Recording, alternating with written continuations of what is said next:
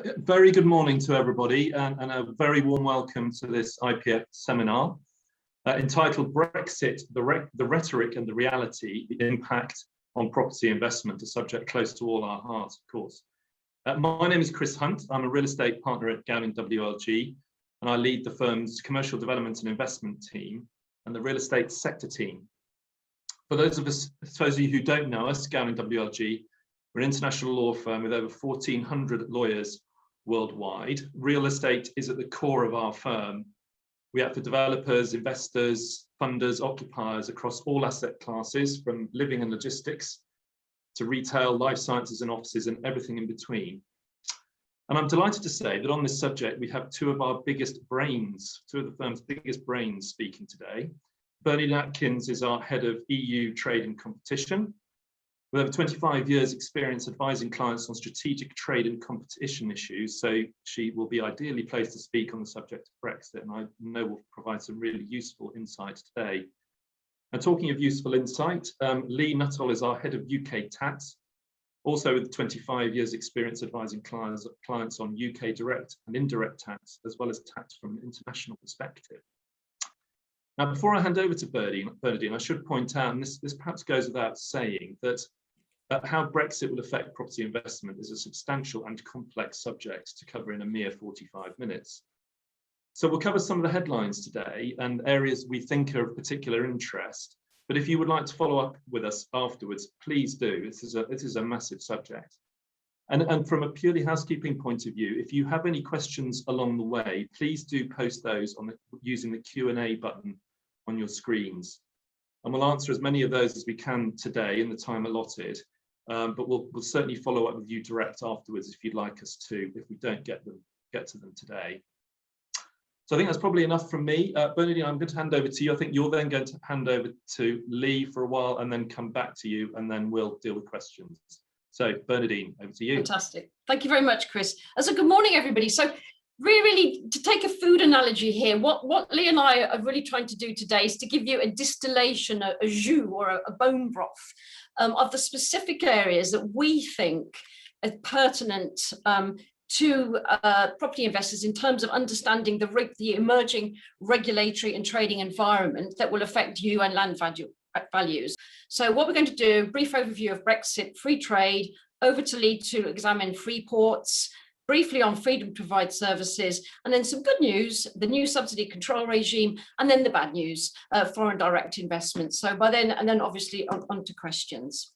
So very briefly, the point I want to make here is not a geeky lawyer's point, because what we are now seeing, we have come away from the EU law regime, and that is going to mean actually a fundamental realignment that the citizen and businesses have with the state in terms of challenging the state. Whereas before, you could always write into the commission and say, why are the beaches in Liverpool full of pollution? And something could happen. That possibility has now gone. So from a property perspective, in terms of planning applications, environment, that actually, depending on your perspective, could be a good thing or a bad thing. So much more power is given to the state, and there's far less of a possibility to actually challenge the use of that state power. So that's an overlying possibility that we're going to see. It's really, it's like a stick of rock, fundamental to how we are going to see this new emerging trading environment and regulatory environments.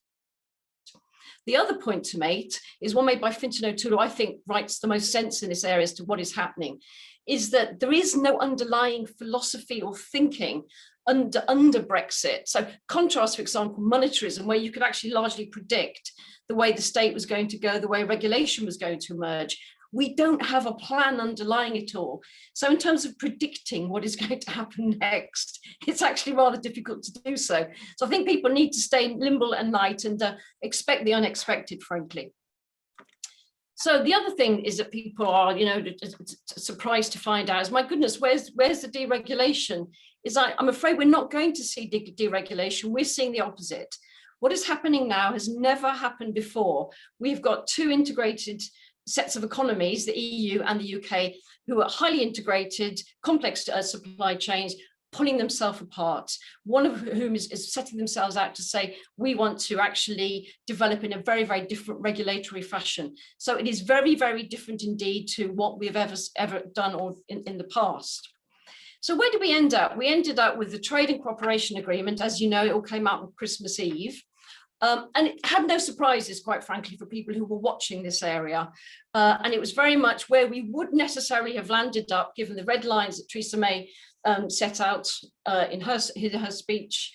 And then also given the fact that the EU said, no, fundamental that we protect the single market, that if you are not willing to have your rules the same as the EU rules, we will not recognize your rules. So therefore, you are not going to get the same level of access as you would expect to have if you are signing up to the customs union and also the single market. So very much focused on goods, very little on trade and services. We were expecting to have recognition of equivalence, for example, in financial services. That was meant to happen back in June. The EU hasn't done that. And I suspect the UK is going to say, with respect to financial services, we're sick of waiting. We are going to go our own way and we will manage fine. We're seeing now border checks as well. Big surprise to everybody. The previous protocol on Northern Ireland has been maintained. We have a border in the North Sea. And also we have, over time, there will be control back to what you call aquatic real estate, UK fishing waters as well. And we no longer have the hegemony of the European Court of Justice. So that had no surprise. So what does that look like in terms of possibilities? We are here in the middle, the free trade agreement under Canada, Japan. There it is. So yes, there are some bits on the edges around security, but on the whole, we have a sort of free trade agreement such as the EU has with Japan and the EU has with Canada. And it probably is tighter, quite frankly, there's less available simply because we are so close to the EU. They were willing to give us less than they, for example, gave to Canada or to Japan. We have moved from, this is important in terms of land values, property, et cetera, we have moved from a deep and integrated union with the EU, and that necessarily is going to produce its effects and dislocations.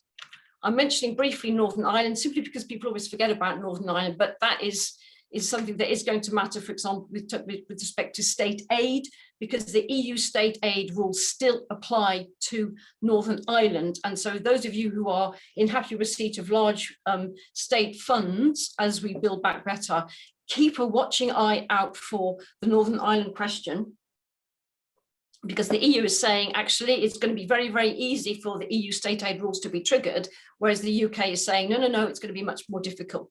So that is a possible area of conflict where you need to be very, very careful.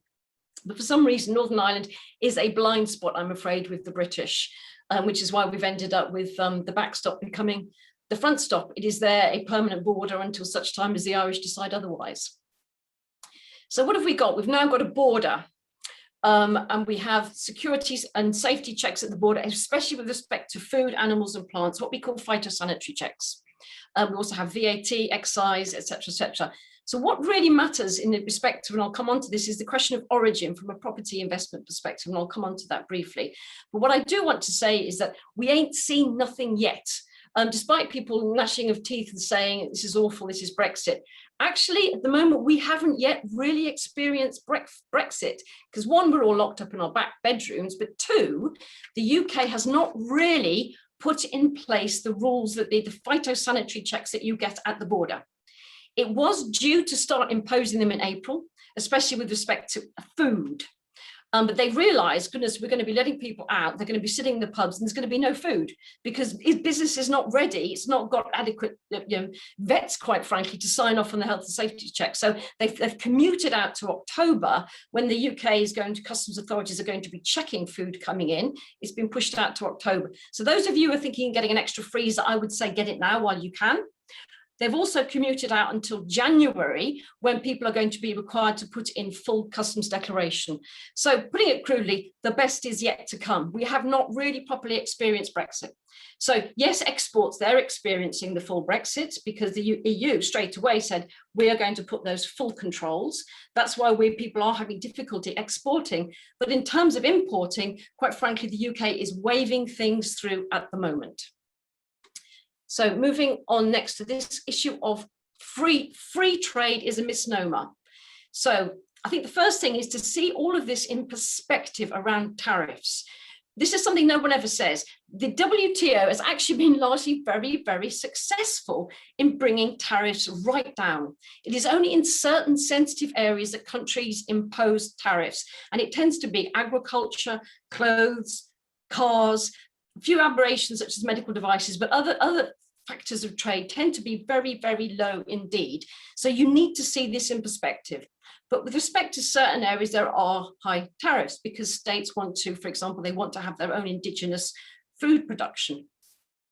So the whole business about a free trade agreement around goods is to bring those tariffs down. However, you only get zero tariffs where you can prove, you can demonstrate that the good in question meets the rules of origin. In other words, this originates from the country from which I'm exporting it. So this good has been produced in the EU, the goods in question, the components were made in the EU, or it's got a certain elements, up to 60%, depending on the good in question, whereby you can get zero tariffs. That is a lot of work. People have to be quite clear as to what the supply chains is. Now, our problem here is we've got highly integrated supply routes. So what we are seeing is that, for example, a cheese will be manufactured in Holland, hypothetically speaking, the Netherlands. It will be imported to the UK. It will be grated there, and then they'd send it off to supermarkets in Ireland, Scandinavia, back to France, perhaps. However, the good has become stateless. The cheese is stateless. So it loses the possibility when it goes out into Ireland or Scandinavia, it will then have tariffs put back onto it because it can't benefit from UK origin because not enough of a transformation happened to it. It was only grated. If it had been perhaps made and put on top of a pizza, you would have had a complete transformation whereby you would get zero tariffs. So what we are going to see, and this is important from a property investment perspective, these supply chains, these routes, these hubs, these warehouses are going to change because certainly, at the coalface here, we are seeing those chains being broken up. And where the UK, for example, would have been a distribution hub, that is now going to stop. So that I think is very important to appreciate from that perspective. And then lastly, but by no means least, before I hand over to Lee, is the question of trade agreements. And again, I just want to disinform you here. Most of the trade agreements we've seen so far are what the Swiss call stop the gap agreements. In other words, they're rollovers of the status quo. Everybody wanted trade to continue, so the status quo is in place. What we're seeing now, for example, with Australia, these are the new next generation agreements. Most trade agreements, quite frankly, people do not put agriculture on the table. So, for example, the US and the EU have never been able to get sufficient agreement because the EU has always said, we will not put agriculture on the table. So what we are seeing is very likely, and remember where you heard it first, that the UK is going to put agriculture on the table. Otherwise, how on earth are we going to get access to the economies of the service economies, which is where we make our money, of these third countries? So insofar as we expect to have a trade agreement with the US or India or China, and indeed the CPTPP as it's called, we will necessarily put agriculture on the table. So yes, I know everybody's talking about we'll not have hormone little beef, etc., but you can expect there are going to be some radical changes, in my view, to how we exploit land farming in the UK, and that obviously will affect land values and how land is exploited. Because if we do not put agriculture on the table, quite frankly, we've got nothing to trade. There's a lot of noise spoken about the CPTPP. It's only 9% of our external trade. It's all the countries around in the Pacific. So it's things like Australia, New Zealand. It's a platform agreement. We're about to accede to it, but we're also going to have separate, parallel, bilateral trade deals with these individual countries, and it is for business to decide which trade agreement they want to trade under. So again, this is going to be quite difficult, quite complex, a lot to pick our way through. But I think it's important to bear in mind and see this in context. This CPTPP, no matter what you hear about it, is still very much about tariffs, and it's a question of focusing on what sectors are engaged with tariffs, and it's by no means all of them. And it is at the moment very much limited to goods. Long term, it may be about digital. Long term, it may be about services. So when you hear all this, we've done this, isn't it marvelous? Quite frankly, see it in context. Now, with that, I'm going to hand you over to Lee. Bernardine, thank you. Good morning, everyone. My subject today is Freeports. Are they just a clever marketing gimmick by government, or could they actually be a really good thing? As mentioned by others this morning, this presentation has been compressed, and so I'm going to apologise in advance for the fact that this is on the top of the waves and indeed has a pretty heavy focus on tax rather than exciting other topics within Freeports like planning. So let's kick off soonest. Bernardine, next slide, please. What is a Freeport? A Freeport is a secure customs zone. It's located at a port or an airport where business can be carried out inside the UK's geographical land border, but outside the UK's customs border. So you can bring your goods into the UK without triggering duties. Now, I know how much property people like plans, so I've got my coloured pencils out and tried to illustrate that on the slide. Conceptually, you stretch the customs border around the Freeport. Next slide, please. How are Freeports created? The power to designate them is in the current Finance Bill, which is not yet a Finance Act. We expect Freeports to begin operations from late 2021. There are 8 primary customs sites or Freeports that have so far been signalled for designation in England. There are another group of them in Wales, Scotland and Northern Ireland, and the names of those that are set out on the screen. I don't think I need to go through them. Next slide, please. So what are the duty and customs benefits of a Freeport? There is duty suspension. This means that no tariffs, no import VAT and no excise duty is to be paid on goods brought into the Freeport from overseas until those goods enter the UK domestic market. So those tariffs, VAT and excise duties are suspended. And this then facilitates some further benefits. We have duty inversion. If duty on a finished good is lower than duty on its component parts, then a business could benefit from importing components duty-free, manufacturing the final product within the Freeport itself, and then when released into the UK domestic market, pay duty at the rate of the finished product. So taking advantage of the delta or arbitrage in rates of duty. That seems to me to be a good thing, but more on that later. There will also be duty exemption for re-exports. So business based in the Freeport could import components into the Freeport without duty at all. It takes advantage of duty suspension.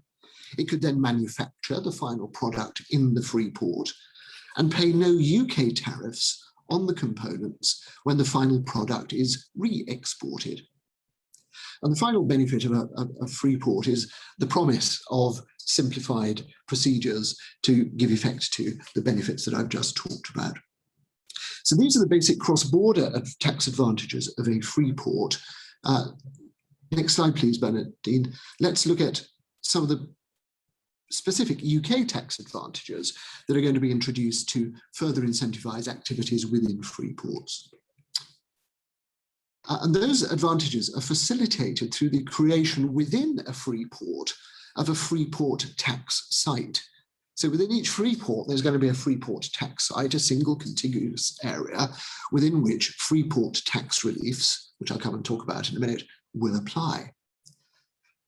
In property terms, the Freeport tax site has to be within the red line boundary of the primary customs site, but it could be the whole of that site, or it could be part of the site. And the idea is for really large Freeports that the benefit of the Freeport tax relief is concentrated within the Freeport site on those areas within it that are currently undeveloped. So the focus will be on undeveloped parts of the Freeport. And that, of course, is to encourage regeneration and new additional productive activity within the Freeport. The menu of tax benefits is going to draw, or does draw upon, the experiences of the UK enterprise zone. And most of those benefits will be familiar to those of us with long enough memories to remember those things. These are benefits that will be relevant to investors and landlords, to owners and occupiers, and to tenants who carry out activities within the Freeport tax site. So next slide, please, Bernardine. So what are the tax benefits? These are still a little fluid. the reliefs continue to be fluid as they go, the details of the reliefs continue to be fluid as they go through the parliamentary process. But at the moment, this is the position. On business rates, a relief will be offered to businesses within the Freeport tax site of up to 100% for new and certain existing buildings. Clearly a benefit for occupiers. It's going to be available from the 1st of October 2021 and applies for the first 5 years from when the occupier first receives a rates bill or rates relief. The next benefit is in respect of capital allowances, and there's going to be an acceleration of the benefit of capital allowances. So for plant and machinery, there will be a 100% enhanced capital allowance, and that will be available from the 1st of October 2021, of clear benefit for owners and investors and tenants if they are expending capital. Beware of the small print though, there is going to be a reversal of the acceleration of the capital allowance where the plant and machinery actually leaves the Freeport within 5 years. And then there's going to be a second form of capital allowance that's enhanced, that is the structures and buildings allowance, and this is going to be a Freeport specific enhancement. The current typical rate or the normal rate of SBAs is 3%. Well, in the Freeport, it will be 10% for expenditure on construction, renovation, or conversion of commercial structures and buildings. Turning to stamp duty land tax, there will be full relief from commercial SDLT on the acquisition of commercial land and any other property transactions relating to commercial property within Freeport tax sites. Again, look out for the small print. There is a clawback if the property is not used in the way it was intended to be used for a period of 3 years. That's a clear benefit to buyers and investors, including pension funds, and to occupiers paying rent. The final benefit is employer national insurance contribution relief. This is going to be available to businesses located in a Freeport tax site from April 2022 for eligible employees who are actually based at that site. So a benefit for employers there to relocate to that site. It's going to be available until 2026, and there may be possible extensions until April 2031. At one point, there was going to be further enhancement of research and benefit tax credits, but as a matter of policy, the government has decided not to proceed with that particular advantage within the site. So I do think it's absolutely fair to say that these reliefs will be a valuable incentive to a business to locate itself or to relocate to a Freeport. And let's not forget, there are going to be other benefits outside the tax regime, including a streamlined planning process. Next slide. This is my final slide, you'll be glad to know. So is this just clever marketing, or is a Freeport a really good thing? First point to mention is economic displacement. Much academic work concluded that enterprise zones resulted in no material increase in economic growth and few new jobs overall. And their impact was merely to move economic activity, to divert it into the enterprise zone from other areas. And if that's what happens with Freeports, that sounds a bit like a levelling up agenda, actually. If it moved, but the problem might be that if it's moved only from the surrounding areas rather than from other parts of the UK, then that might not be such a good thing in terms of regeneration of activity and benefiting the economy of those areas where the Freeports are being placed. The political response, yes, there will be diversion of economic activity and displacement, but the hope is that that will be from overseas to the UK rather than within the UK. We'll see. Duty and tariff inversion I spoke about earlier. There are a few examples of inversion, for example, in respect of animal foodstuffs. But where inversion is identified, academic research again evidences benefits seem to be small and not to have any material impact on the UK economy. There are also risks associated with illegal activity and smuggling around Freeports, counterfeiting, infringing intellectual property rights, VAT fraud, corruption, money laundering. And the political response to this is that there are going to be robust control measures in place. And with HMRC, the border force, and so on and so forth, and I'm sure that would be right. Taxpayer subsidy, displacement and investment, the tax foregone in order to subsidise the levelling up agenda is generous. Economic analysis of the enterprise zone experience suggests a large cost to the Treasury for each new job actually created, and tax foregone has to be found from elsewhere.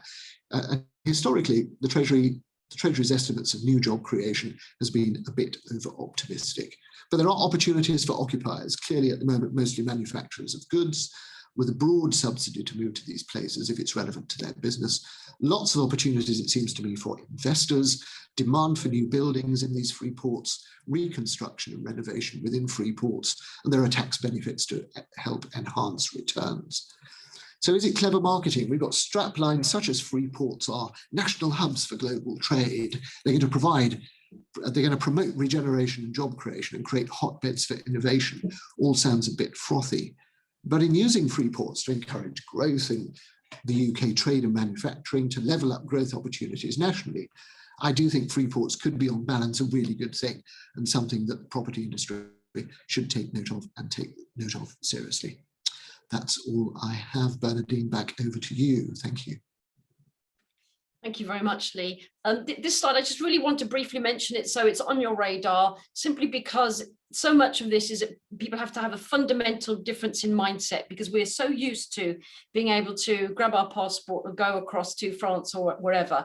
That possibility has now gone, and it is now quite complex, because on the whole, the issue of freedom to provide services, because this area hasn't by and large been harmonised under EU law, it is very much down to the individual member states. So you have, yes, some limited possibility for travel abroad, and under the TCA, again, limited possibilities, many reservations. And so I would just say to you, be careful. If you are in a situation where you are sending people abroad a lot, just be careful, and you be aware of why you're going, what you're going to do, that you don't end up being turned away at the border. So I just want to get that across people's radar, just because it seems to be a blind spot with people as to just how limited the possibility to provide services is, and the number of reservations that individual member states have made under the TCA. Moving on to some good news is vis-a-vis state aid. So under EU law, it's called the state aid rules. Under the TCA now, for some reason, the British have insisted on scrubbing out any of the terminology that was existing under EU law. It's now called subsidy control. But frankly, they are very much the same concepts, because the EU state aid rules are derived from the WTO rules. And so too, these new rules, subsidy control rules, are derived from the WTO. So the same sort of thinking applies. And putting it crudely, as I always say, state aid is where, or subsidies are where the government gives an entity a bung, some cash, something for free. Be it either commuting, not taking tax from them, so they get, a tax commutation that is specific to them, or giving them a grant of funds. So there's all sorts of possibilities in the way that a subsidy can be given to an entity. As I said earlier, bear in mind that the EU state aid rules still apply to Northern Ireland, or where it's a general grant that applies to the whole of the UK, and the EU says, well, we think this actually could affect trade between Northern Ireland and the EU. So that could affect large grants. I would say where you are getting legal advice on this issue, be careful to make sure you get legal advice from somebody who is EU EEA qualified, because that way you get legal privilege vis-a-vis the European Commission, which is why a lot of EU lawyers such as myself, we've ensured that we're dual qualified, both UK and be it Belgium by and large, because what people are tending to do to make sure you preserve that legal professional privilege. And the other thing to say also, something that we're seeing, is people still have this mindset of we must apply EU law, EU thinking. I can't say this enough. We have left EU law, state aid rules no longer apply. Yes, the UK is bound under the treaty to respect these subsidy control rules, but there's no actual implementing legislation in the UK concerned with subsidy controls. So quite frankly, if there is somebody out there, a public body that is willing to give you funds, grab it and run, putting it crudely, because there is no possibility for enforcement in the domestic courts or by statute, enforcement of state aid rules. Moving, as things evolve, as the UK does put a national regime into place, I anticipate we are going to see more litigation, more judicial challenge, because the UK under the TCA is required to have transparency when funds are granted, is required to have the possibility for judicial challenge. So I see it very much, it will become a much more contentious, more difficult area. The point to make that we're seeing is people still have the mindset of, we must by analogy apply EU law. So we'll try and get it within the de minimis block exemption or this particular block exemption. Don't let anybody do that to you. If you are in receipt of state funds, don't allow people to cram you into the old EU style thinking. The regime has gone, currently, putting it crudely, it is the Wild West, which from a perspective of being in receipt of those funds is a good thing. So we're very much a spot to watch as to what the domestic rules look like. At the moment, under the TCA, the UK is only bound to comply with subsidy control rules insofar as trade is affected between the UK and the EU, which is actually arguably a relatively high standard. The UK, query whether the UK is going to say we're actually going to have our own domestic regime, whereby if there's this distortion of trade vis-a-vis Wales and Scotland, for example, we'll have our own domestic regime. So that is very much a spot to watch. Right, last but by no means least, coming on to foreign direct investment. And actually, we can't blame Brexit for this. This is something that is popping up like mushrooms across the globe as we are seeing the whole geopolitical environment changing. People are more viewed as more hostile actors out there. So the EU has passed its own regulations. So we're seeing the 27 member states, to the extent to which they don't already have foreign direct investment screening regimes, we are seeing them coming through, and they are quite similar across the board. So please, in terms of, if you're involved in that area abroad, be aware. You must also look to, even small countries, Denmark, for example, they are implementing their own regime, and they're all very, very similar. So the UK, it's got the act. I've got it here somewhere. Here it is. This was passed. It was put onto the put before Parliament back in November. It's now been adopted. 3 types of review mechanism: 1 mandatory notification, which is, we're very unused to mandatory notifications in the UK, voluntary notification, and a retrospective call-in right by the Secretary of State, currently quasi-contend, which applies from November of last year. So he's got 6 months to call in a deal he doesn't like the look of, because it might affect national security. No definition of national security, so that will obviously change and evolve over time. So provided he was aware of it, you've got a clock running of 6 months in which you can call it in. And if he's not aware of it, you've got a 5 years long stop. What are the outcomes of such a screening assessment? 1, approval. 2, approval subject to conditions. And I think this is a worrying area. I think, listening to what Beige says in workshops, etc., I think that is where most of the action is going to be, around the imposition of firewalls and conditions whereby so-called hostile actors can't really control or do anything with the asset or the entity that they've just acquired, or worst case of all, the prohibition. So what are these trigger events?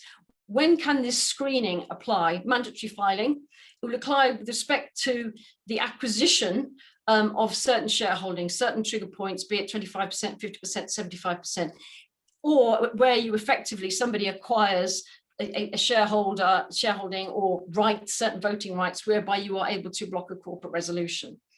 So that's for the mandatory filing. For the voluntary regime, where the transaction could give rise to national security concerns, out with the particular mandatory notification sectors, you have a lower threshold. It's basically, and I'm afraid it's a little bit like the old Not the 9 o'clock news. It's looking at me in a funny way. It's where there's acquisition of material influence.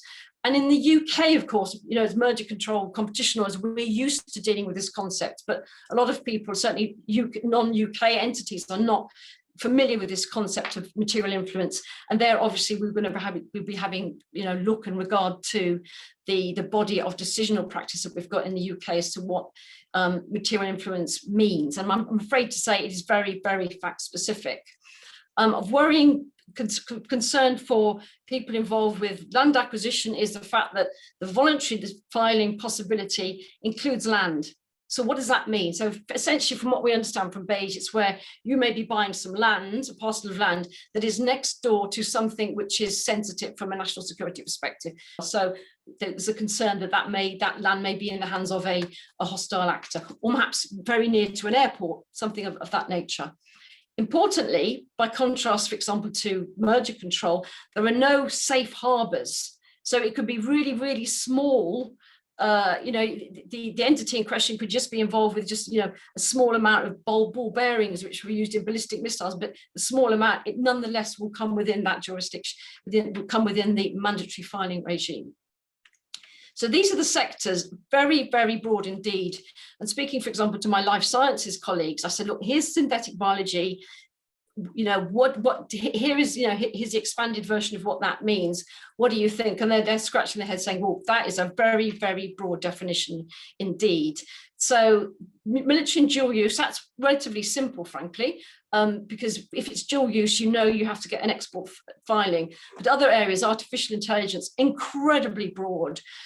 So there is, as you can imagine, there's a lot of consternation in the investment community as to what this means. The government, of course, is saying, please don't worry, we only think it'll be about 1,800 filings a year, whereas other people are saying, no, think that and then tenfold. So we expect that people are going to be doing fail-safe notifications because they don't want the Secretary of State to come in after the event and investigate it and create uncertainty. And one of the reasons why, particularly with respect to mandatory filing, is the sanctions for failure to notify. It's a criminal offence if you don't notify, and that is obviously going to focus people's minds wonderfully. It's a criminal offence for obviously the corporate body, but also the directors, of up to 5 years on indictment. I mean, talk about a lack of proportionality. But that is, as you can imagine, the consternation that has caused, which means that people are going to do fail-safe filings.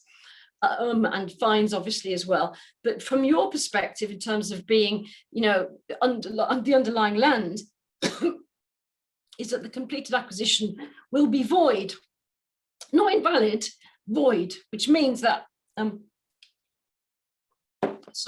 any other transactions, property transfers, etc., underlying that tainted void sale agreement, for example, will be meaningless.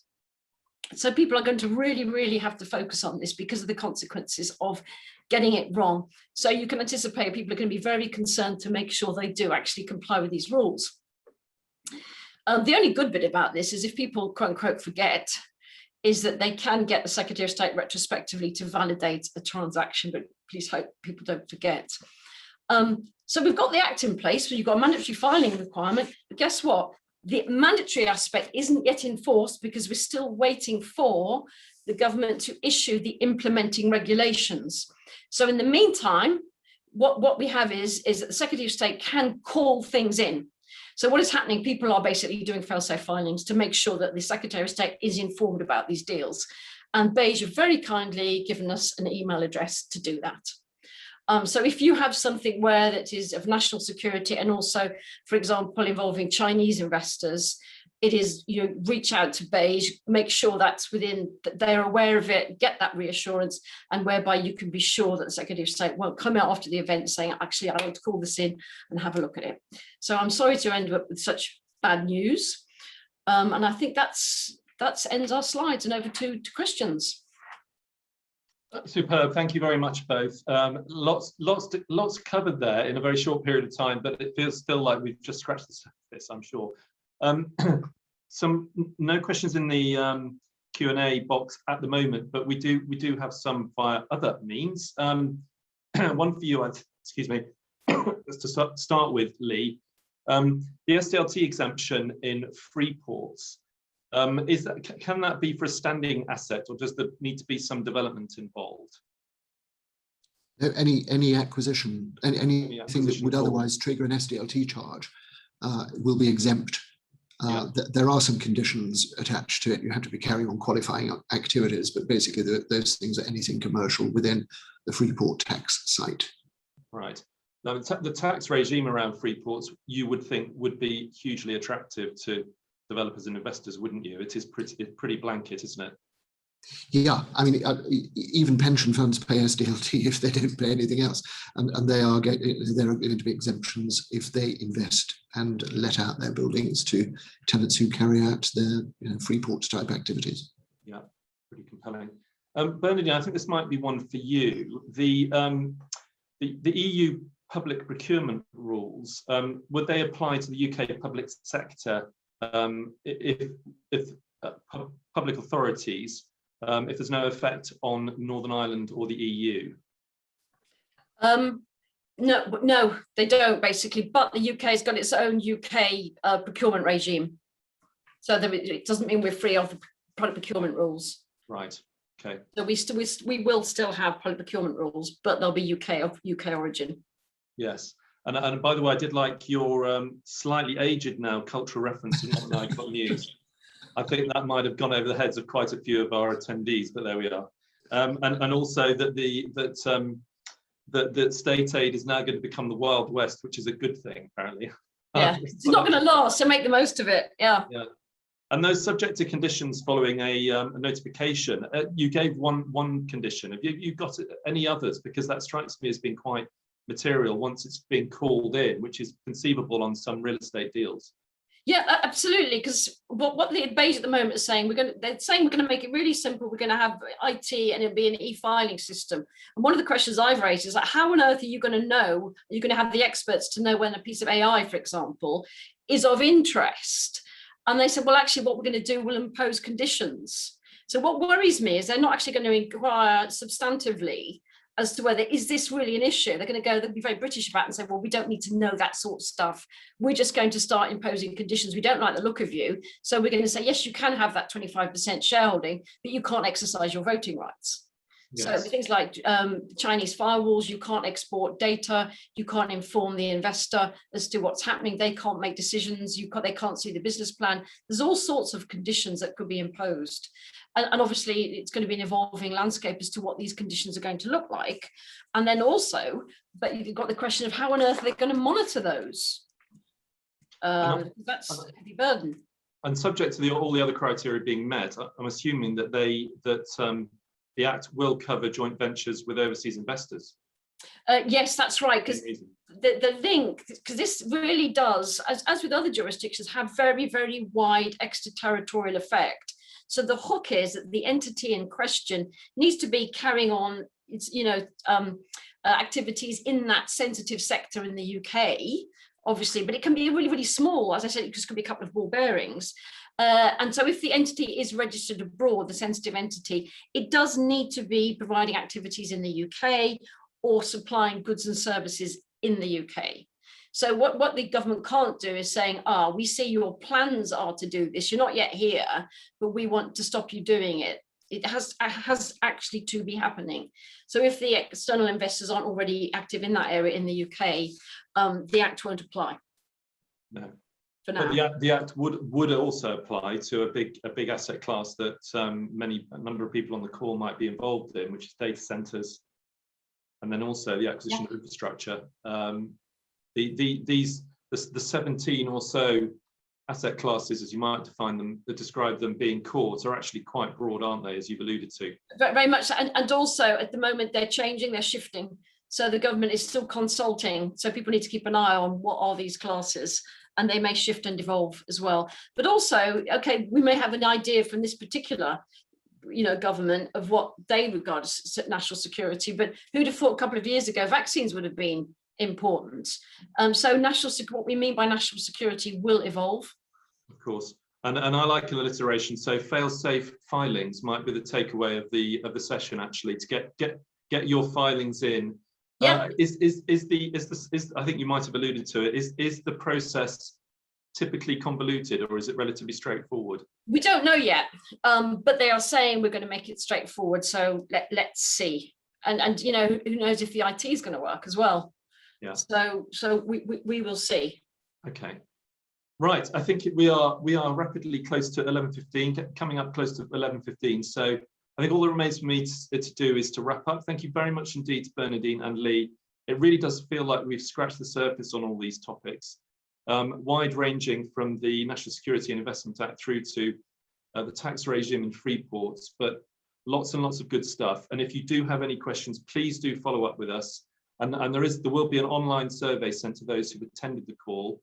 So please do complete that. It's always helpful to get feedback, whether good or bad or indifferent. So please do complete that.